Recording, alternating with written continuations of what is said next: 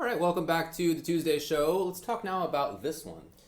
FGC in the White House. All right. Before we... I guess I could do the other stuff towards the end. Okay. No worries. Okay. All right, FGC in the White House. How much of this did you see? I didn't actually get to watch it. I was doing work. Oh, okay. Unfortunately. I would like to go back and see it, but I didn't really see it. I do know what it was about.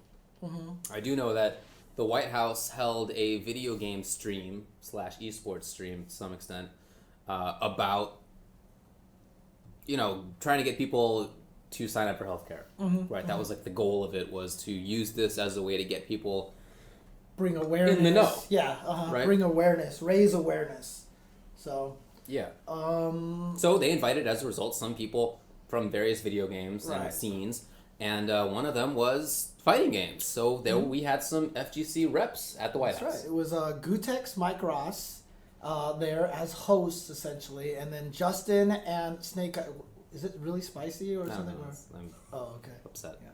And Just jealous. Justin and Snake Eyes were there as players. I actually said I firmly believe you should have been there, being your political background, the fact that you could speak about the games really well, and you would have been a good representative. I'm sad you didn't get to make it there. Twitch people should have known better. Well, you know what? It would have been awesome. I will say that. But I'm really happy that they did invite some of our fellow community members there. And the ones who they did are great choices too. Yeah, because I'm just thinking, of all the people in the FGC that get to go to the White House, who would who would Craigasm about it the most? Who's worked in politics in the past, lived in D.C. for 3 years, has probably written tweets that would compromise him from being a non-political person who would show up in the White House. That's me. That's me. I mean, again, it would have been awesome. It's definitely not going to happen for the next 4 years, at least. Yeah. For sure. For sure. Yeah. We'll see after that. But anyway, it was really great that they did at least send the people who they sent. And that, again, they're great representatives. I mean, it was funny because I turned on the stream and the first thing I saw was a bunch of people playing Operation, which I have no idea had anything to do with video games, but they were playing Operation. And I was like, okay. But, when it did finally get to the fighting game section, what was interesting to me was the fighting game players were the only ones wearing suits and ties. Yeah, that's true. And I wish they didn't all wear black, because it looked like they were going to a funeral or they were trying to revive the Beatles. What do you think about Justin's suit? You know what? I mean, he had a black shirt with a black suit with a black tie. He really looked like he was going to a funeral. I think that was my biggest concern about that. Okay. But yeah.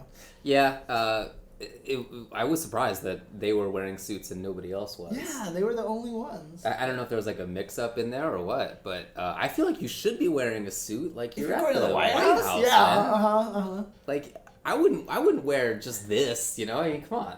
Which is basically what some of the guys wore. I saw the picture afterward. It was nice though. I mean, I was glad that they dressed up for it. I agree. It was cool. I thought that they represented well that way. Yeah, for sure. And then they ended up playing. They talked about it a little bit. Then they played a first to 2 match, a 2 out of 3 match.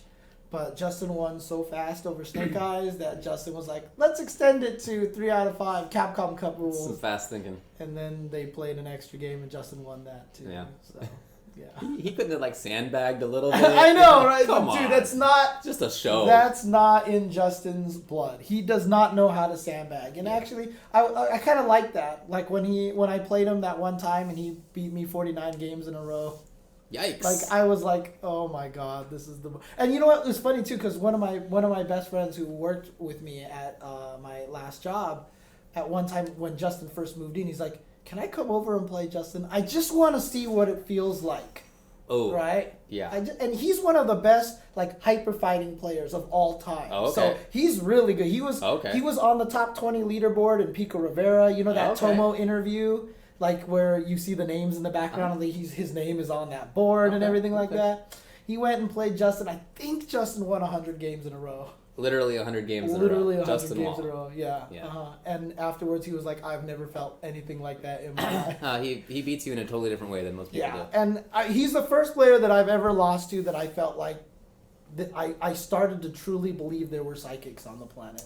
You know, typically when I have played long sets against people, I've started to think that I've gotten like at least a little bit better at their matchup, even if they beat me, right? Even if I get dunked, I start to feel like, well, okay, there's light at the end of this tunnel. Like, we play a lot, I'll figure it out. But against Justin, there's no light. There's no light. It's pitch black. Man. Nothing you can do. So, anyway, really cool to see them at the White House and interviewed by White House press corps even, and that's really cool. I'm not one who goes in much for caring about external legitimacy. Doesn't matter to me over much. But that said, just like being at the White House is like maybe an exception to that, because that's like wild. Right. The White House? See, someone, who was it that tweeted or responded to somebody's comment was like, in the 90s, grimy arcades, today at the White House, playing fighting games. Yeah, Justin was interviewed and he said essentially that he's been playing fighting games since it was in grimy arcades, and he never would have expected that he would end up in the White House for doing it, and I would never have expected that. Like 2 weeks ago, I wouldn't have ever expected that. We only found out it was happening like a week ago or something like that. Like, I would never have expected that fighting games would be in the White House. Literally, I saw a tweet from Justin was like, "I'm going to the White House." I was like, "Why? Oh, are you going for vacation? Is it just like for fun?" Right. But he was literally going there to play fighting games. So, very cool though. Very cool. And shout outs to Twitch for organizing a lot of that, because I know like the stream was produced by Twitch. And it was really cool to see a lot of the... the interesting thing about it is the thing that actually made it really cool to me was that a lot of these gamers here, this is a particular topic that I feel like worked well for them, because a lot of these streamers and stuff like that, they don't have companies that can pay for their health insurance and everything like that. So this is very important for them. And a lot of them, like Snake Eyes was talking about, because, we've all seen the Cultivated series and everything. He comes from a not a great background, right, growing up and everything, and he was able to talk about it from that perspective and how it's been helpful to him and everything like that. So it's weird. Like, a lot of people are like, wait, what's going on? But in the end, I felt like it was a really good call to try to use the gaming. It's smartly tailored. Exactly. It's tailored to a set of people that tend not to have health insurance. Younger people who are unemployed or underemployed. Dude, I'm signing up for it right now. There you go. I gotta do it now too, so yeah. Dude, I do that all the time. Beansy's like, James' mind was processing the right words to say. I do that all the time when I'm commentating. That's why sometimes you'll hear me pause. I'll be like, and then he was and then you'd start talking, because you're like, you know what, you're not coming up with these words. Yeah. And if you hear me not talking, it's because I'm tweeting or playing World of Warcraft while commentating. So true. Oh my god. Actually, it's true. I did that recently. I actually signed into WoW and did like a quest. On commentary, Yeah, in any case, it was really cool to see that going on there. So, yeah, for sure. Anything else you want to say about that? Are you tweeting right now? Are you logging on to WoW right now? You 100% were about to log into WoW.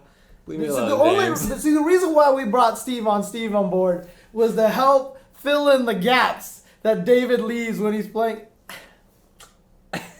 I'm not really locking in. I just thought it'd be funny to... Speaking of Steam, though, Pretend. and games on the PC... I guess we could... did you have anything else to say about the White House? I don't think so. Okay. Tomorrow, Guilty Gear Exit Revelator is coming out tomorrow. So, on Steam. Yeah. So, for all of you players who have been waiting for the PC version, hoping and praying against all odds that it would come out, your prayers have been answered. It is coming out tomorrow on the PC, and that's going to be really cool. I see some people in the chat saying that the price is kind of high, but there is a special deal that I saw the Axis team tweet saying that there's like if you own Sign on the machine, that you can get like 10% discount off of Revelator. So there's like a special package, like the complete package edition or something like that. So if you have Sign and you buy it, then you can enter a code and get 10% off. I do. Oh, you have Sign on there? I do have Sign. Oh. Yeah, I mean, look, I want to play on one system, right? Just as much as I can.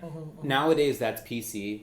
If it was like PS4 or whatever, that's fine. But there are a lot of games that I want to play on PC, and now I can also play fighting games on PC. So, you know, I moved in October, and I only a few days ago set up my PS4. I don't even have an Xbox, and I haven't played the PS4 since I set it up. I have a Wii U. I haven't played that in a while either. So I find myself becoming a PC gamer in a way that I never used to be. Right. I've always played PC games, but I've also always played console games. But now it's nice because I can just turn on the PC. I don't have to deal with all these HDMI cords. You know, there were only a couple of games that I wanted to play that were not on PC. Right. It's basically Revelator and KOF. Right. And now it's just KOF. Yeah, and I know if you want to get into Guilty, if you own a PS4 and you're like, there might be a resurgence of Guilty Gear players, so you want to go and play Guilty Gear. Someone just tweeted earlier today that it's available on Amazon for the PS4 for $20 today. So if you really want to pick that up for the PS4, $20, go on Amazon. I'm sure the price will fluctuate quickly, so I don't know if it's still the case right now, but you can go and check to see if it's there. So, oh man, that's such a sad comment in the chat. Wait, there's a KOF game? Oh yeah. Yeah, I know. Like, I don't know what happened. Like, I feel like that game, the Steam, no pun intended, just kind of ran out really fast in that game. But hopefully people will still keep playing. And I know SNK is trying to do their own Capcom Cup kind of thing, like their own Tekken, global Tekken Worlds. So hopefully that'll work. So hopefully that was also sad too. I don't know if you saw that news. Shogundo puts in the chat that Alan Thicke passed away today. So 2016 refuses to go quietly. Alan Thicke was the dad in Growing Pains. Oh, okay. Yeah. Also the father of Robin. Also the father of Robin Thicke. Do you not know who Robin Thicke is? Oh yeah, this guy. Yeah. Oh, that's too bad. Oh, I'm sorry to hear that. Robin Thicke was the main reason why one of the greatest songs was ever created, and that is Word Crimes by Weird Al Yankovic. Seriously, that song is genius. Okay. Beautiful. All right. I'm sorry to hear that. Yep. Yeah, there's been a lot of crap in 2016 for sure. Yeah. It's been a weird one. But see, here's my theory, though, right, on that, like, totally off topic here. I feel like we're just at an age now where we have more celebrities at the age that can pass away because of the fact that the world, got smaller and the media got bigger and everything like that. I just don't feel like the past few years we've had as many celebrities to pass away as we're starting to now, and I feel like it's going to be like this almost from this point forward. It's an interesting point. I mean, my brother is like, no, dude, like, you got, like, David Bowie and Prince and, like, naming all these super important people, so yeah. I can definitely see that point. Well, it's people who have been important since the age of major media. Right, so I'm wondering then, is 2017 not going to be any better, 2018 not going to be any better, and it could just be like that. From this point forward, because like I said, there's just that many more famous people now. So I don't know. We'll see. All right. Anything else going on? Let's see. What else do I have in our non-list of topics here? No, I have everything here. Oh, well, the Tekken 7, they announced that the home version will have an online tournament mode, which is actually kind of cool. Okay, good. Yeah, so they have this whole setup there that it's going to make it so that you can play, like, these tournaments and set up different rules. Like, it could be round robin or single elim or double elim and all these things that you can set up these tournaments yourself. I look forward to playing that on PC after the release date that I'll find out in January. Well, I mean, they did say that the game is going to come out on PlayStation 4 first, right? And then... Oh, no, I'm thinking of Marvel.